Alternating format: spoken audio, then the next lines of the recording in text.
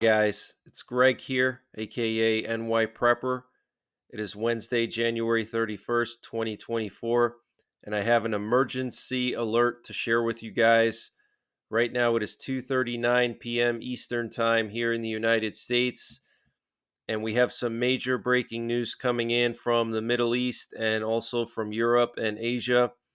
So I want to just start with the situation with the U.S. launching retaliation against Iranian proxies for the killing of 3 U.S. soldiers in Jordan over the weekend. So NBC, citing U.S. officials, reported today that the U.S. retaliation against Iranian proxies and Iran will be a campaign that could last several weeks and involve strikes in multiple locations and multiple countries. And they're also going to include cyber operations. So that is huge news, guys. You can see the headline here. Okay. So it's going to last several weeks. Okay. And involve strikes on multiple locations and multiple countries. So this could be a huge campaign, is what it sounds like. Maybe Biden is going to use this as an opportunity to denuclearize the Iranian regime. This is something that the US and Israel have wanted to do for so long. We'll have to wait and see, but a few months back, US Congress passed a resolution saying that they will not allow Iran to get nuclear weapons, and they will do anything necessary to prevent Iran from getting nuclear weapons. So maybe the Biden administration spoke with Congress over the last 2 days and they decided that maybe now's the time to just go all in and take out Iran's nuclear facilities. I don't know, guys, but they had closed door meetings with the Senate and the House Intelligence Committee already. Okay. So we'll have to wait and see, but this is definitely very concerning. And Iran's representative to the United Nations, Saeed Iravani, stated yesterday that any attack by the U.S. or other foreign power against Iranian nationals, Iranian interests, or Iranian territories will be met with a decisive and strong response. And this comes after the U.S. used back channels to warn Iran not to respond to any strikes. Okay. This was yesterday. The U.S. sent out messages through Switzerland, apparently, and warned Iran not to respond to any possible strikes against it by the U.S. Okay. Putin said today that the Russian plane that crashed near the border with Ukraine last week was shot down by the American Patriot system. He said this was determined based on research. I told you guys he would say that. And Putin said Russian forces have made a breakthrough in the critical town in eastern Ukraine of Avdiivka. Okay, so that's not a good sign. And I reported yesterday that Ukraine evacuated 9 villages along the front line in Donetsk Oblast. And Haj Askar, the primary military commander of Iran's IRGC in eastern Syria, has apparently fled and is now in Iran somewhere. So he's obviously scared that he's going to be targeted by the U.S. And apparently, there's unprecedented security tightening in eastern Syria by Iranian proxies now in anticipation of potential U.S. airstrikes. And apparently, they're paranoid that there's American spies inside of their groups. And they're afraid that these spies are trying to feed intelligence to America to figure out where they're located so they can be targeted. So these proxies in eastern Syria are now scared and they're running like rats. The Iraqi Prime Minister al Sudani apparently had a meeting with the commander of the IRGC Quds Force, Ismail Khani, on Sunday for 4 hours in Baghdad. Okay, so that's some huge news right there. And Lindsey Graham said today that Iran is at war with America on multiple fronts through their proxies. Weak talk and weak action are putting our service members overseas at risk. If Iran doesn't pay a heavy price after the death of 3 service members and the wounding of dozens more, then the Biden administration will be derelict in their duties to protect American personnel in harm's way. Wow. And Russia today is reporting that Hamas is preparing to launch a new attack against Israel, and Hezbollah has massively intensified their military operations today against the Israeli army on the border with Lebanon. Apparently, they targeted a building in a settlement where Israeli soldiers were hiding. And this is coming from a letter of confession that they released. And apparently, a dangerous object was found and destroyed at the Israeli embassy in Stockholm, Sweden. And yesterday, the Houthis launched missiles at yet another U.S. warship, the USS Greeley, in the Red Sea. This would be the third U.S. warship that has been targeted since Sunday. First, they targeted the USS Lewis Puller on Sunday night. Then Monday, they targeted the USS Gravely. And then yesterday, they targeted the USS Greeley. Okay, so the Houthis are not stopping even after we have launched airstrikes against them. They are actually escalating, okay, because the airstrikes were ineffective.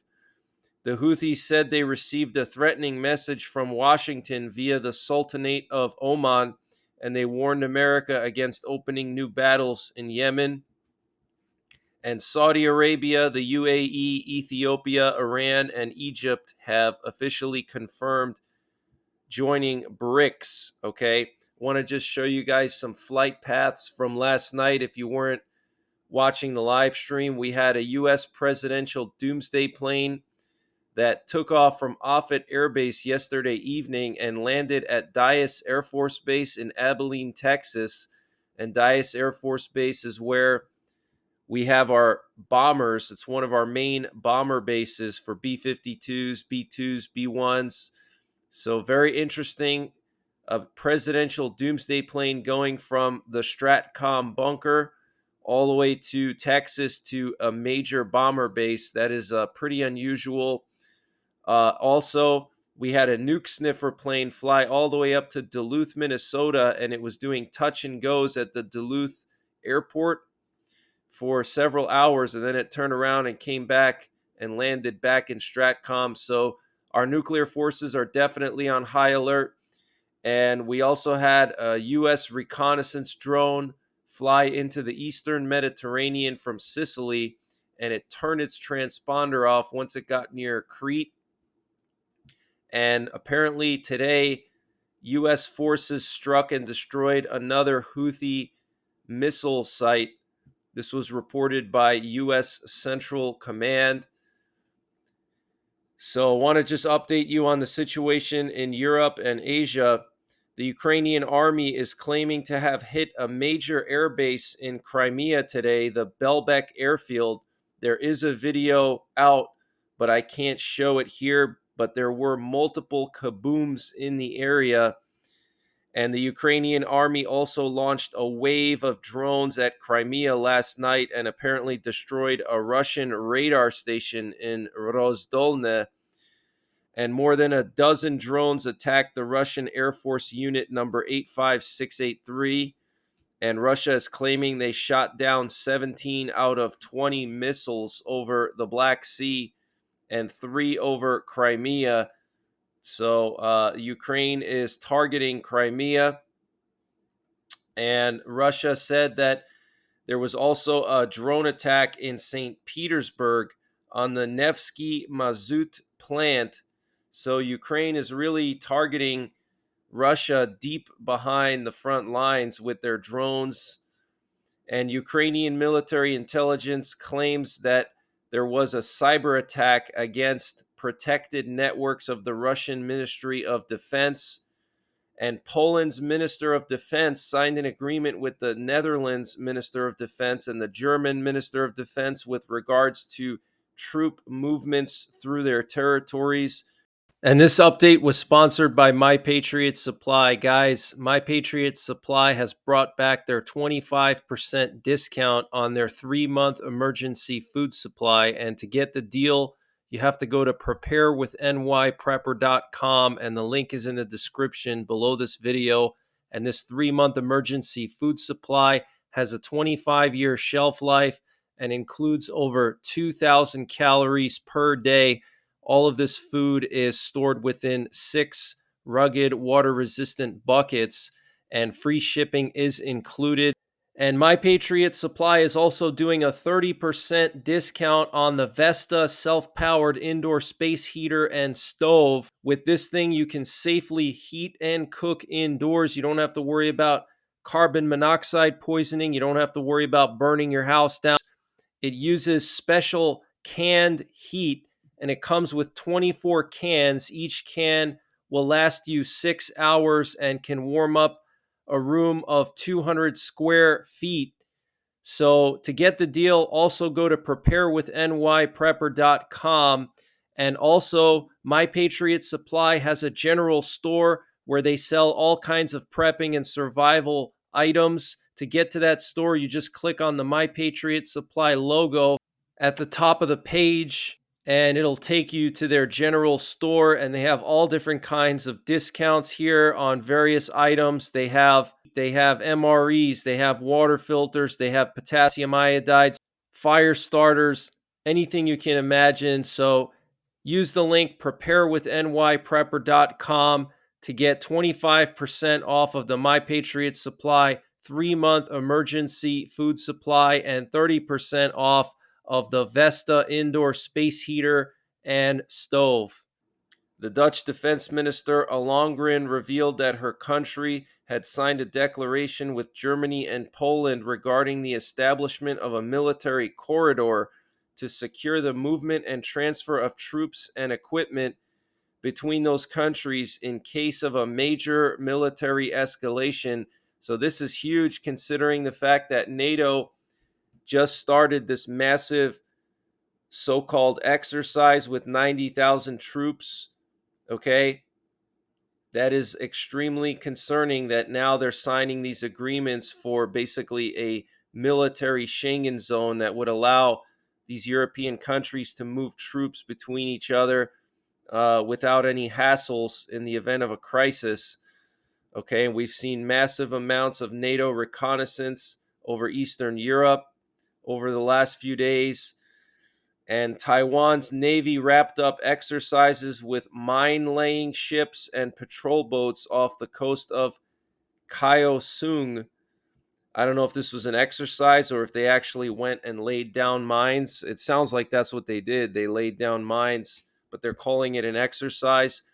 And the Taiwan Army carried out an exercise aimed at attacking and defending an army base in Taitung, a coastal port city on the east side of the country.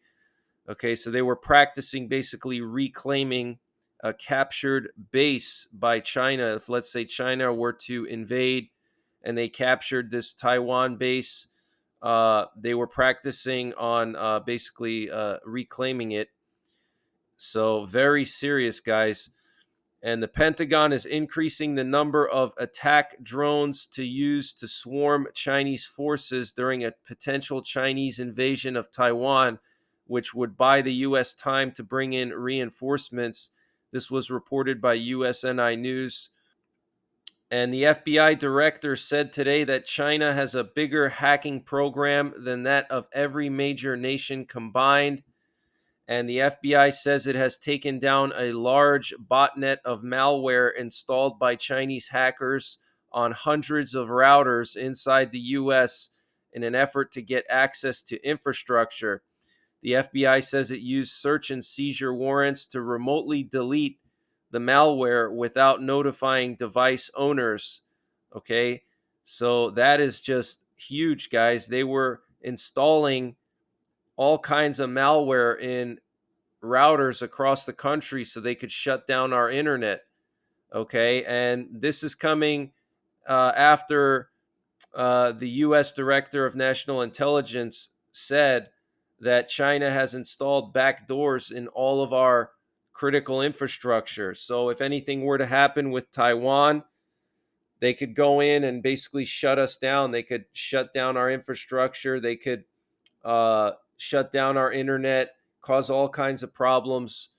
So get prepared, guys. Okay. What happens if tomorrow you wake up and you have no power and no internet? They can literally go in and shut down part of our power grid or all of our power grid with cyber. Okay.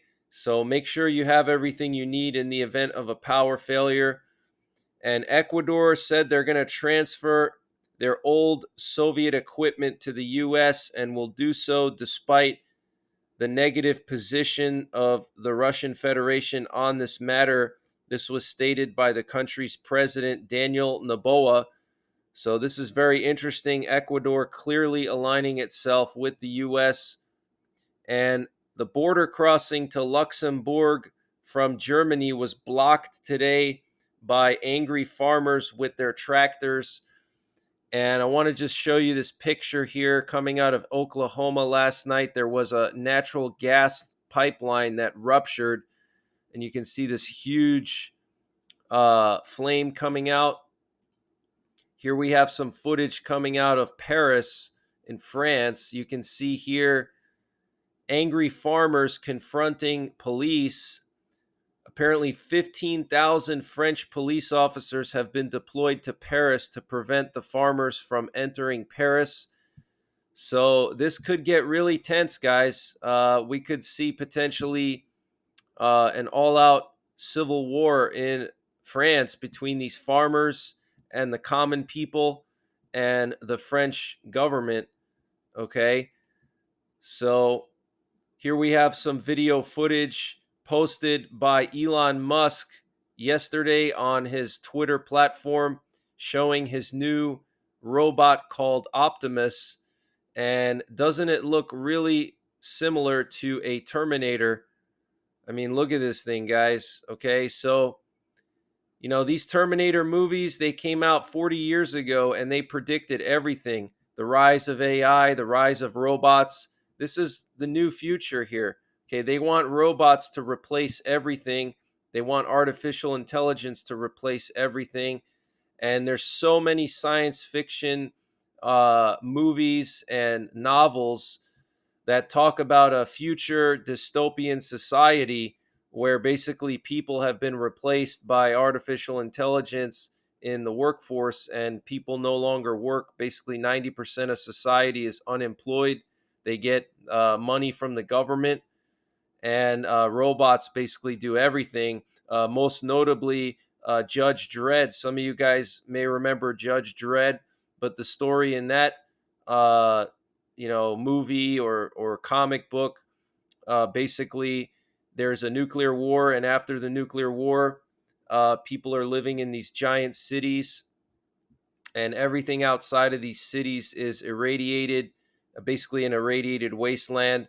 And in these giant cities, which they call mega cities, you have robots and AI doing everything. So most of society is unemployed, and the government pays people wages to live. And obviously, those wages are low, and that causes crime because people are bored. They have nothing to do. They have no purpose in their life. They just sit around and get a check. So this is very concerning, guys. Okay, they want to implement this into the military. Have no doubt about that.